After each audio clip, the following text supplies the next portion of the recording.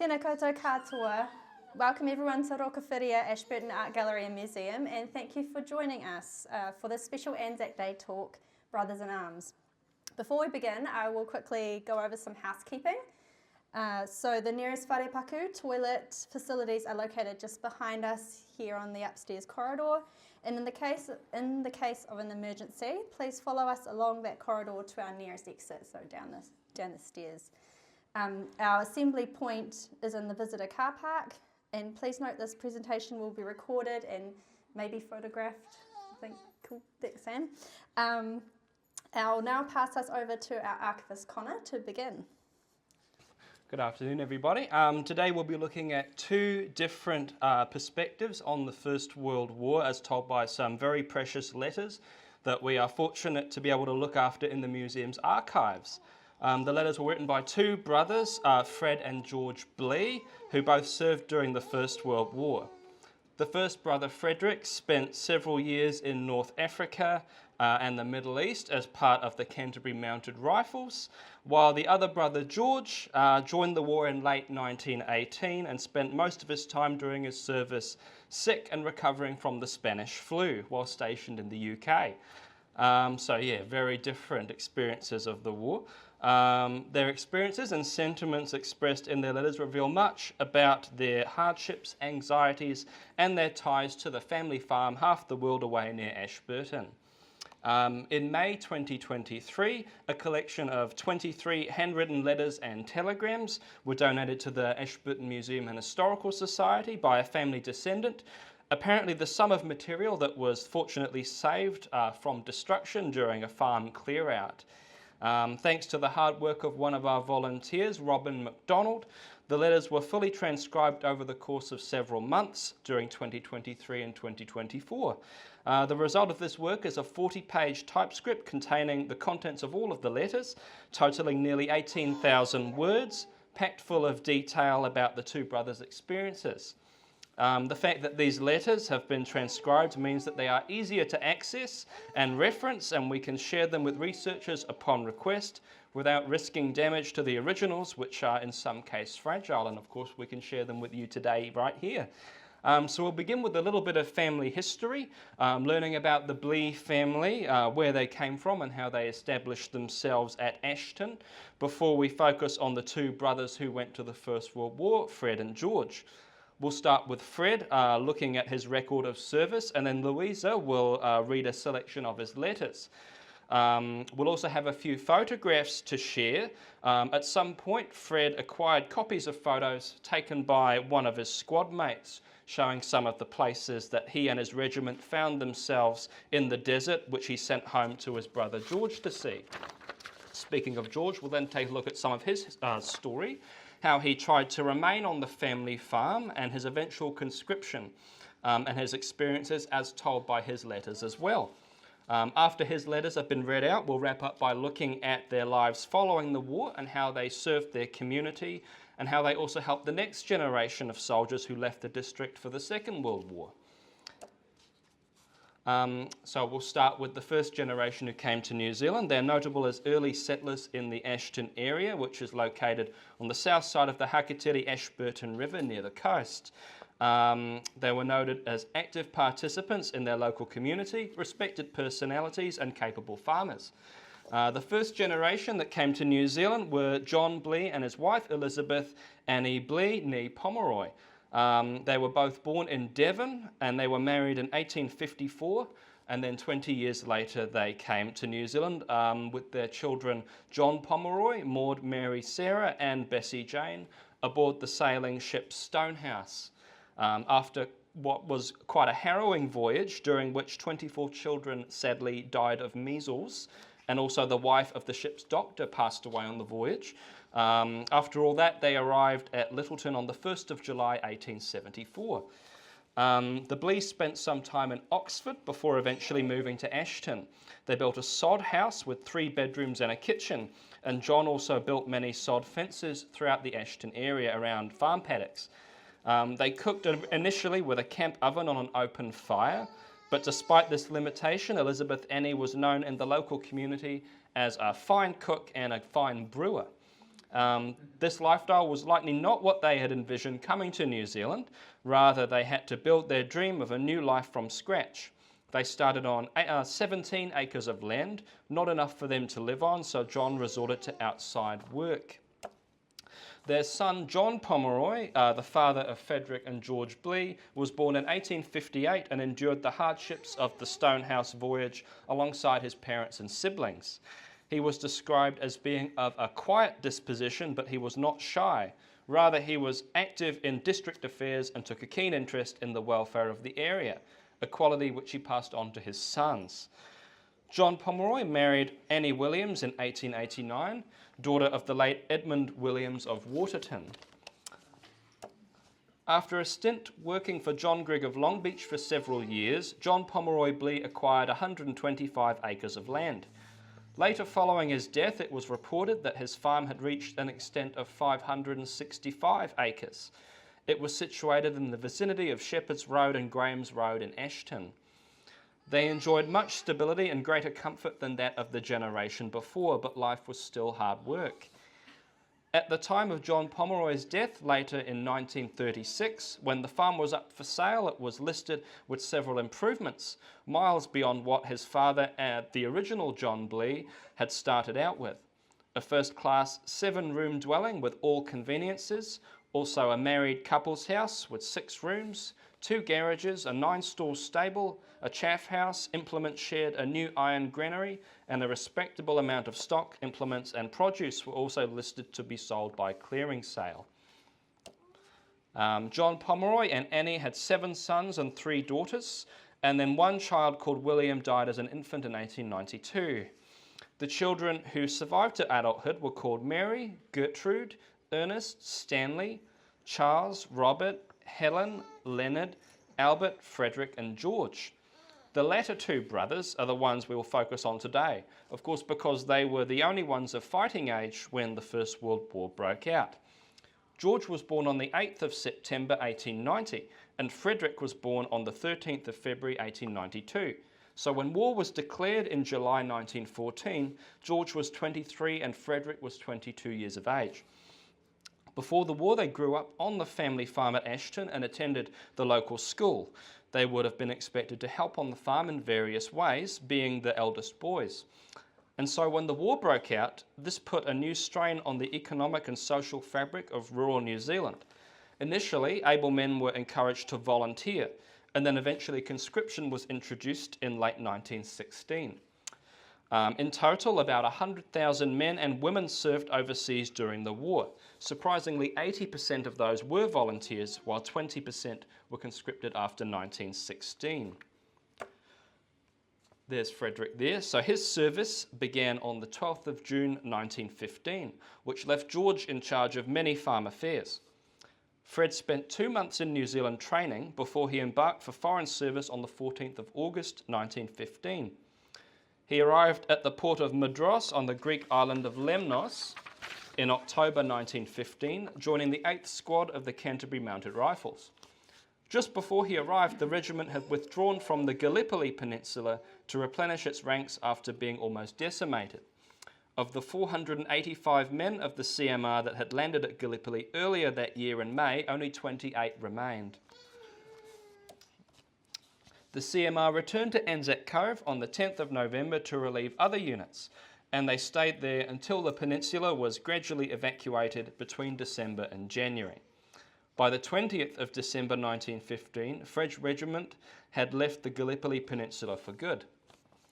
Frederick then spent the remainder of his service as a part of what became known as the Anzac Mounted Division. Frederick's duties as part of the division mainly consisted of patrolling and defending British desert outposts from attack by the Ottoman Empire in Egypt, around the Suez Canal and Palestine. His regiment also lent significant support to other mounted regiments, including the Imperial Mounted Division and the 53rd Welsh Division. He took part in various desert skirmishes and battles in some of the toughest conditions of the First World War, aside from the sodden trenches of the Western Front. Central to the tactics of Frederick's regiment was their mobility. They would race from point to point on horseback, quickly dismounting to attack their enemy, and then they would rapidly change positions before attacking once more. The official history of the CMR mentions the challenges they faced: desert storms that lasted up to 12 days, attempted and failed attacks against Ottoman strongpoints, and their participation in large-scale key battles such as the Battle of Romani in 1916, the Anzac Mounted Division's attack on Rafah, and the Third Battle of Gaza in 1917. The following letters, which will be read by Louisa, were written by Fred between January 1917 and June 1918, while he was in Egypt and Palestine. And there are also some photographs which somebody in his regiment took and shared with him, showing some of the places he was stationed in the desert. So I'll now hand over to Louisa. Those are some of the photos I just mentioned there. Egypt, January 2nd, 1917. Dear George, just a few lines to you, as I suppose it is not much use making excuses any longer, though New Zealand mail with about 3 weeks' letters came to hand yesterday. I got letters from you written on November 14 and October 29, and letters from the girls of November 6 and 20th, with the sad news of Mother's death. It gave me a bit of a shock, I can tell you, but somehow I have been prepared for it ever since I left home. And it was the morning I left I felt it most, as it seemed to me I was looking on her dear face for the last time, and I still remember her and Granny sitting by the kitchen fire, weeping over me leaving you all. Do you really think it made much difference to her? It leaves the girls with a big task ahead of them, as someone must keep the home together for the sake of the younger ones, and if they have any respect for dear Mother, I know they will do their best. They sent their letter on, as usual, far more than I was expecting. I think we may console ourselves knowing that she has gone to a place where pain and suffering are unknown. Well, we are blowing along in the same old style, making a bit of history occasionally. You may have noticed about the 20th of December that El Arish had been occupied by the British without any fighting. It was more than might be expected, and a fairly good number of troops had been got ready to drive them out of it, and the Johnnies must have taken it crook and cleared out. However, the Mounteds got some glory out of it, and on the 23rd, after travelling all night, we dropped on next of them at Magdaba and got to work on them for an hour or two. We took it steady to give some of the troops time to get to the rear. Then we pushed the attack home and bagged the lot. Their casualties were about 200 and about 1,400 unwounded prisoners, besides guns and a large quantity of rifles, ammunition and other war material. Our casualties were light. Our rifle fire did not hurt the Turks much, as most of them were in a fairly strongly entrenched position, and we could see very few of them, till we got within a few yards of the trenches. Johnny had any amount of snipers planted among the bushes, doing great work, but their turn came to their sorrow. The town had a population of several thousand in peacetime, but at present there is only old men and women and little children. He goes on to write, our Christmas was a pretty quiet one, as we had been moving rather fast to be near canteens, and our mail had also been held back until matters were straightened out a bit. We got half a pound of duff, which is a type of pudding, sent to the troops from the Daily Telegraph Fund, and about half a dozen bottles of whiskey amongst the squadron helped things along. New Year's Day, yesterday, promised good, and sports had been arranged. But when daylight appeared, orders were given to shift camp, so we are just nicely settled down again. And he finishes, well, I must make a finish of this, hoping this finds you all well. With best love from your brother, Fred. And then a New Zealand telegraphic message, 9th of January 1917, John Blee to the father. Slightly injured, doing well. Love to all, Fred Blee. Palestine, September 4th, 1917. And this was sent to the family. Well, I am sending you a few snaps, some being of the Wadi. No, number 1 to 4 are views of the Wadi taken by a Wellington chap, and shows a railway cutting into the Wadi and a bend in the Wadi near the watering place. The prominent part is known as Tel El-Afara.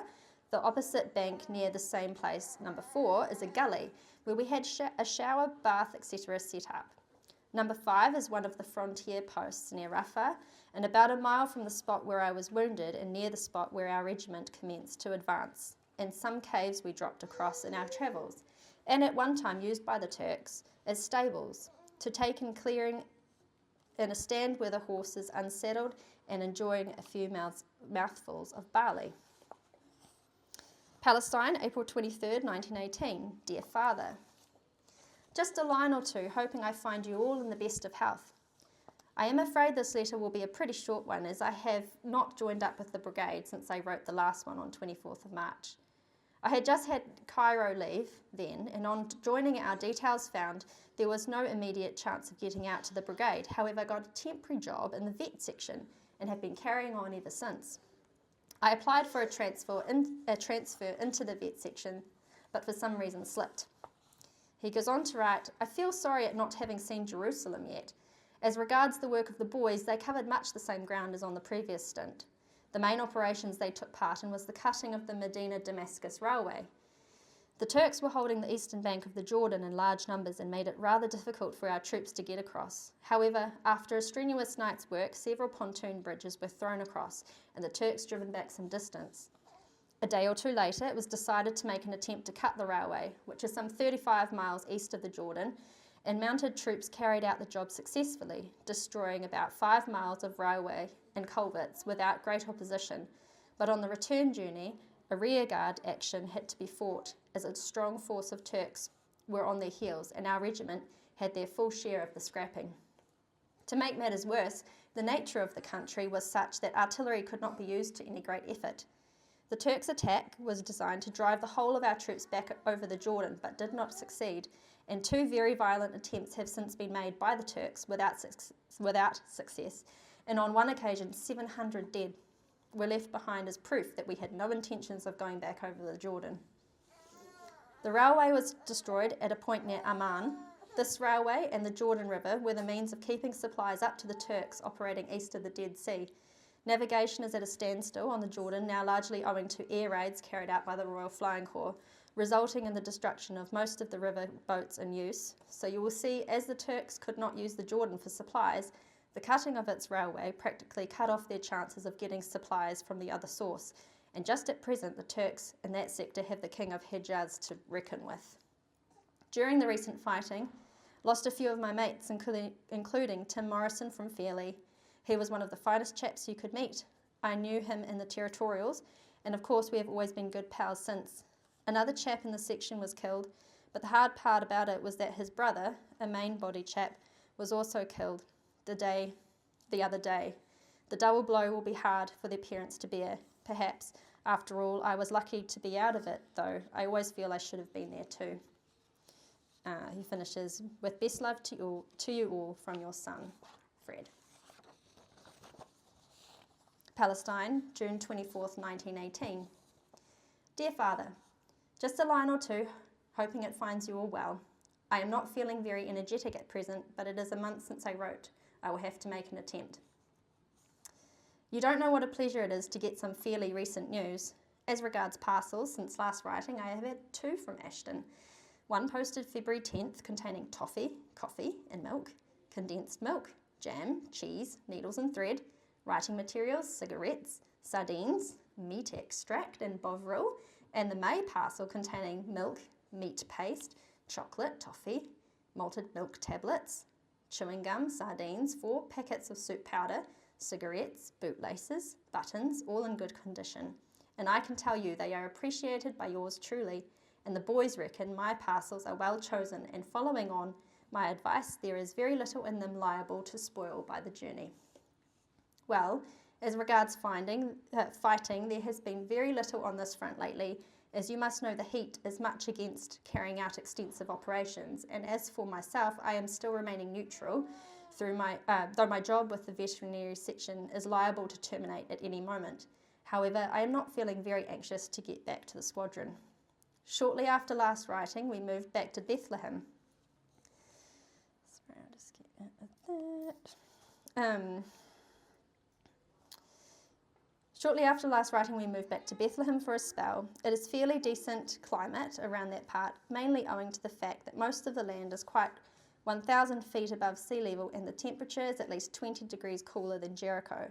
Flies are plentiful as previous years, and the mosquitoes are a disturbing element. They seem to have a liking for me, and I land 20 or 30 bites any night. Naturally, a fair number of chaps have been sent away with malaria. And he goes on. There is an awful struggle going on in France. Now let us hope it is the beginning of the end, for it must be victory, as life would not be worth living under the Huns.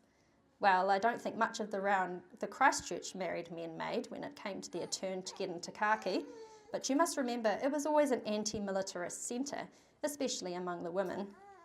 All honour to the married men who went without being pushed and didn't ask for any increased pay. I don't think much of any man who makes use of his wife to save his skin. To us out here, we know the married men deserve a big consideration, but the war has to be won whatever the cost. I have had 2 letters from George since he went into camp. He seemed to be standing the training fairly well. I suppose if he has passed it will be August or September before he gets away. But I think the way it is worked now, it is very doubtful about him having the option as to what branch of the service he would like to get away with. How are the boys getting along with the teams? They should be able to manage fairly well. The crops don't seem to have been such an awful success, excepting the Algerian oats. It is a long while since there has been a real good wheat year for our part of the country. With love to you all, from your son, Fred. So while Frederick is enduring the many challenges faced by the CMR in the desert, at home his brother George had found himself pretty much entirely responsible for managing the family farm. So it's not surprising that when he was called up to serve, he chose to appeal the decision, as there was nobody else who could take over from him in the event of his absence. During the First World War, appeal boards were set up across the country to examine cases of eligible men who felt they had valid reasons not to serve overseas. Reasons ranged from being in essential employment to undue hardship or other circumstances. The Canterbury Military Service Board, which sat at the Ashburton courthouse, heard appeals from reservists on several occasions. Cases brought before the board varied widely. In May 1917, a case was heard where a man called up for service was the last working on the farm, while one brother was fighting on the front and 2 had been killed in action. George Blee had been called up as a reservist and was brought before the board on more than one occasion. In May 1917, he appealed and was classed as fit for home service only. He was called up again in early 1918 and stated that he was the last man on his farm and that his younger brothers were not capable of managing it. He was granted leave until he unfortunately was compelled to serve, and he left alongside a number of other recruits from Ashburton by train on the 8th of April 1918. After a period of training, he embarked for overseas service on the 1st of August 1918.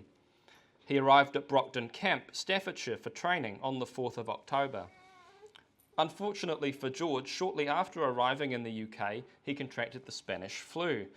Personnel from another troop ship had contracted the disease, but troops were offloaded too soon, and soon the people stationed at Brockton Camp started to get sick. George was admitted to the hospital at Cammack Chase in late October. He also suffered pneumonia as a result of his infection. Later on in December, he spent some time at the New Zealand General Hospital.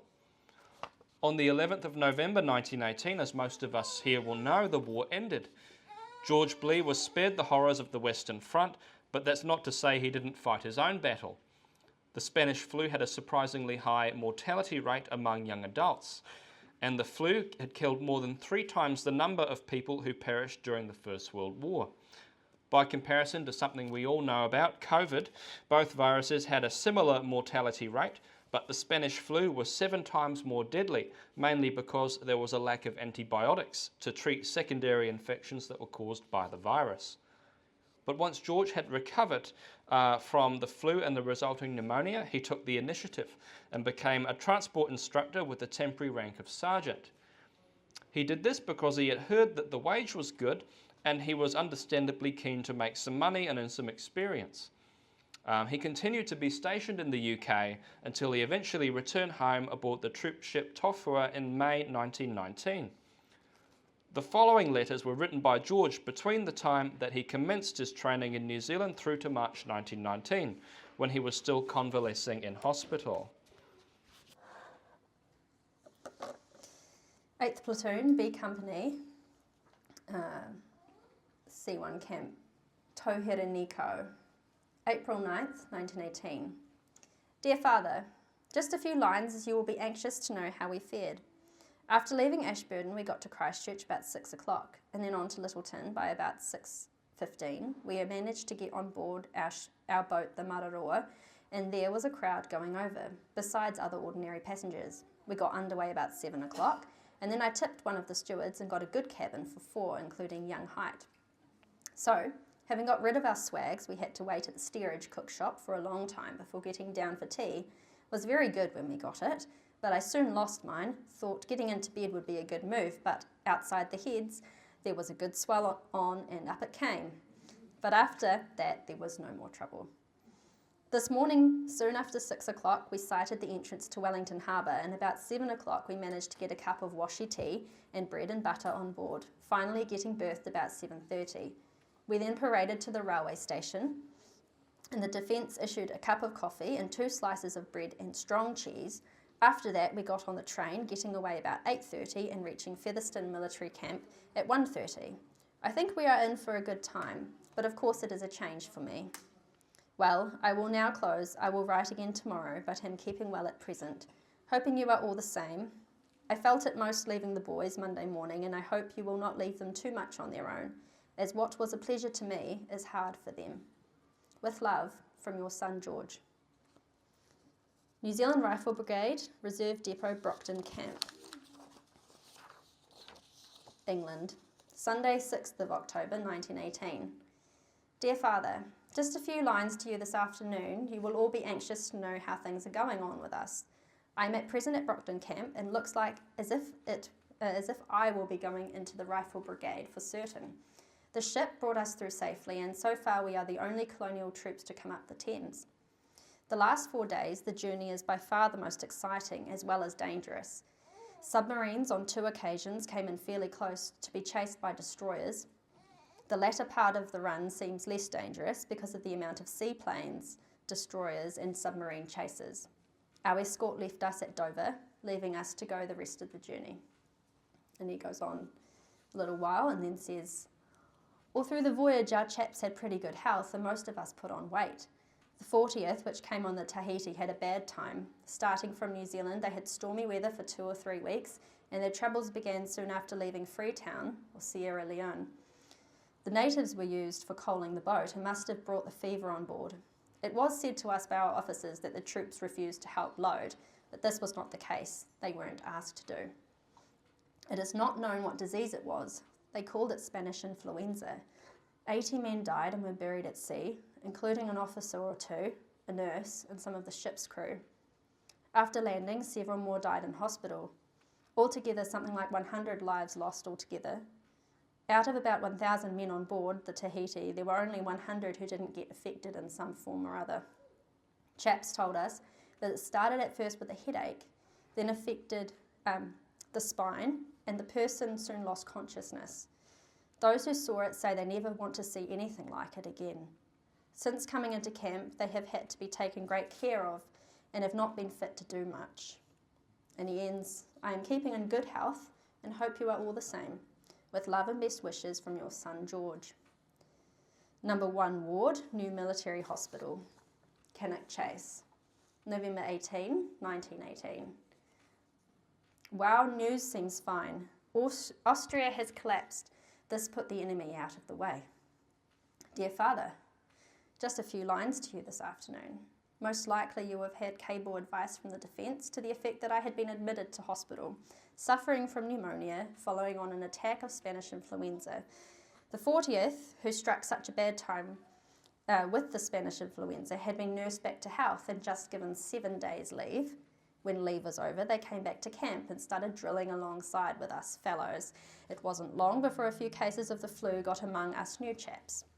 I had had a cold for some time and felt somehow that something was coming on, but I stuck it as long as possible because I don't always like being at the being always at the doctor's. On Thursday the 24th, I paraded with quite an army of sick, and the doctor said that I had the Spanish influenza. As most of us were put into huts at Brockton, given medicine and temperatures watched, besides having our food brought to us. Of course, after the first day, the camp beds got very hard. Then the food was hardly suitable for sick. On the Sunday night, we were expected to make our meal of bread and cheese with watery tea.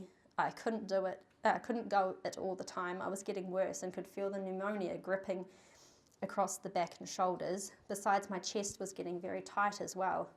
My temperature was about 104, and on the Monday, 5 days after taking Crook, they shifted me down here by Red Cross motor van. It will be a fortnight on Monday since I came here, but we'll be here for some time yet.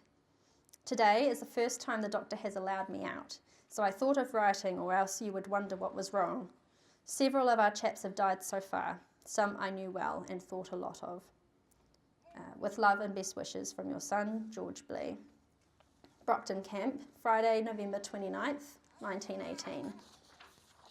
Dear Father, just a few lines to you tonight. A big mail is in from New Zealand and at present getting sorted out, so most likely there will be news from you all at home. Well, 4 of us went before a medical board this morning and we are classed B3 and will be going to Hornchurch Convalescent Hospital next week. If nothing crops up in Germany, there is every reason to believe that we will soon be making for home. I hope we are here for Christmas. Seeing it is so near, it would be nice to spend Christmas in England, just for once. And he goes on, and he goes on to say, it is reported that influenza is playing havoc in New Zealand at present. I hope and trust it is not as serious as reported, trusting it hasn't come around our part of the country. Well, I don't think you need to send any more parcels to me after this, as we who go to Hornchurch are soon sent on home. I am feeling pretty fair now, and just want about a month's light training to get fit again. I haven't got any letters from Fred direct, but hope to soon. Cousin Lily gets letters from him, and in his latest he was still keeping well. I hope he comes to England for a look around after all the years he has put in the desert. Well, I must close hoping it finds you all well. With love and best wishes from your son George. Number 4 Company, New Zealand Convalescent Camp, Hornchurch, Essex, January 8th, 1919. Dear Father, just a few lines to you this morning. I received about a dozen New Zealand letters on January 4th, ranging from October 13 to November 3rd. This takes in all the letters from home. Your parcel of cake was waiting here at the post office when I came home from Christmas leave, as was the Red Cross parcel of mixed stuff, both arriving in good order. From the 20th to 25th was spent in London with Olive Kingdon, and I had a good time with them, although Christmas was very quiet to what it used to be in the pre-war days. And he goes on to write, Boxing Day, I left for Plymouth and reached there about dark that evening. The train journey takes about 6 hours, and going down I went by the one line and came back by a different route. This left me 3 days to spend in Plymouth with 3 different families. There is the Blee family, and a married daughter of theirs who lives nearby. In addition, there is George Blee Sr., sister Mrs. Wilcox, who lives with her married daughter Maud, Knapman in Tresillian Street. The town seems to have grown a good deal since you knew it, but parts of it are very old and are soon to be pulled down. The young Blee boys showed me the place where you left to go on board a migrant ship. Their father and aunt, Mrs. Wilcox, still remember you leaving very well, and would very much like to see you again. Time doesn't allow me to get around and see more of our relatives, but hope to see them next time. Well, I must stop for a minute. I have just landed a letter from Fred. This is the second letter from him that has come direct from Egypt. Well, according to Fred's letter, he will be home if all well amongst you to stay. Thank God. I am sorry he can't get to England, but now one of us is home, it will not be as bad. There was supposed to be about a dozen boats leaving here during the latter part of December and this present month, but all are not available, so it may be a few weeks yet before getting away. With love and best wishes to all, I remain your affectionate son, George. P.S. Will cable date of sailing ship and probable route. New Zealand Convalescent Hospital, Hornchurch, Essex, February 18, 1919. Dear Father, just a few lines to you this afternoon while I have a little leisure. I have called on all our relatives during the last leave, It took me busy going the round as they live all over the place. Christmas time I had 10 days and only got as far as London, finishing up at Plymouth. George Blee Sr. still works in the Devonport yards, but is coming out of his job soon as he is close on 60. His 2 older daughters are married, one lives in Plymouth and the other in Edinburgh.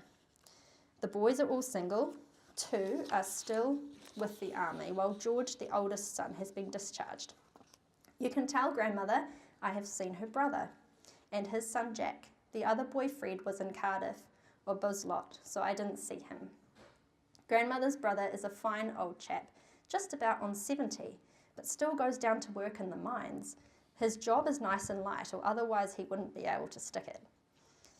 One afternoon with Jack Evans, I went for a look through the mine his father works in. It was quite a change for me, as I had never been down one before. Without seeing it, no idea can be formed of what it is like underground. As a souvenir, I brought back a lump of coal from a seam which was then being worked, and another lump on my head, got while dodging along some of the low tunnels. Well, I must close, hoping Fred is home and doing all right, and trusting all is well with the others, as it leaves me at present. Love to all, George. And the last one. Number 1 Company, New Zealand Convalescent Hospital, Hornchurch, Essex, March 14, 1919. Dear Father, just a few lines to you tonight in reply to letters from you and the boys as late as January 12th. I haven't been doing very much letter writing of late, as I fully expected, and do still, to be on the road before long. I have just about finished the course and feel like getting a move. I hope Fred is home safe and sound and contented. Some of the demobilised officers in England are taking it hard, having to go back to civil life. They miss the good pay and the pleasure ordering the soldiers about. Well, if Fred wants to settle down or start on his own, I wouldn't mind. You can do what he thinks best. There will perhaps be openings for soldiers now, which might not be available when I would be getting back. Something will have to be done. There will never be enough to keep us all at home. Well, I must close. News is scarce, as I don't get much out from the camp. Am keeping well, and I hope you are all the same.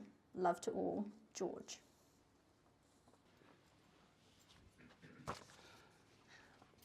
Eventually, of course, George found his way home in May 1919, returning to the family farm. Frederick and George Blee were reunited with each other and their family and friends, and both resumed their positions in the local community, continuing to farm in the vicinity of the Ashton, Iffleton, Wheatston area. A welcome home social was held for each intake of returned soldiers. They returned separately, but each occasion was celebrated at the Waterton Hall. They were welcomed home alongside several other men who had served from the local area. In civilian life, they busied themselves with countless social commitments, positions on committees, and they became involved in fundraising and soldiers' welfare groups during the Second World War. And then nearly a decade after the Great War, both brothers got married. Frederick married Doreen Gilmore, daughter of a local church and community stalwart, in April 1927. Following their marriage, Doreen's father Robert passed on to him 442 acres of land, and then Frederick transferred 319 acres to George, presumably to help set him up. George also married. He married an Annie Sanders in 1928. A year after their wedding, Fred and Doreen had a son, Robert Gilmore Blee, born in 1928. Their son would go on to be a well-respected local historian and author.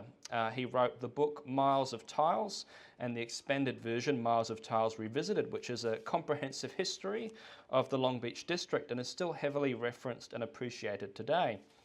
George and Annie would go on to have 3 children, Eleanor, John and Margaret. As I had briefly mentioned before, both brothers as well as their partners were all very active members of their community. As is still the case today, it was crucial back then for people in small rural areas to take part in committees, activities and social groups, to stay in touch with friends and loved ones, and to serve and give back to the community.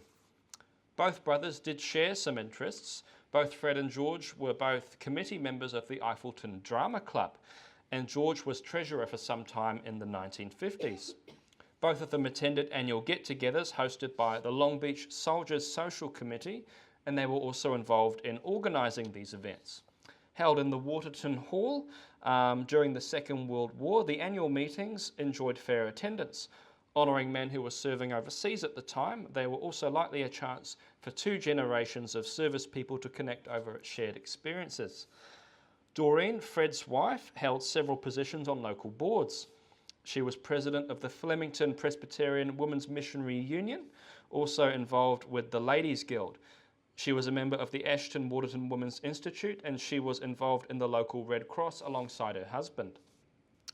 As in many rural communities at the time, farewell ceremonies were held at the Waterton Hall for local soldiers who left for the Second World War, which also happened quite frequently during the First World War. At a farewell to a chap called Private R. Croy of Ashton, held in May 1942, both George Blee and Fred's wife Doreen attended to wish the private, quote, Godspeed and a safe return. And Doreen presented Private Croy's mother with a bouquet and promised the private that the local Soldiers' Comforts Fund would ensure his welfare wherever he may be. Other interests of Frederick's included being a part of the Timor Division of the St. John Ambulance Brigade and the local Waterton Lodge, which George was also the treasurer of. George's social connections and activities were just as involved as Frederick's, but perhaps were a little more focused. Aside from the commitments they both shared, like the drama club, George was also in charge of putting together an event called the Waterton Bachelors' Ball in 1924, and other balls held by the Waterton Lodge, which he was heavily involved in. He was also on the Flemington School Committee, and his wife Annie was also active in the Women's Institute. So clearly the brothers' lives were very full, very busy following the war, but very fulfilling, judging by just how much they did and how consistently they were involved in the community. Of course, both Frederick and George have since passed on. Frederick died on the 14th of July 1959, and George followed him on the 7th of October 1982. They may be long gone, but like many other former soldiers from the First World War, their memory has lived on, and we are fortunate to have been able to learn as much about their experiences as we have, mainly thanks to their letters.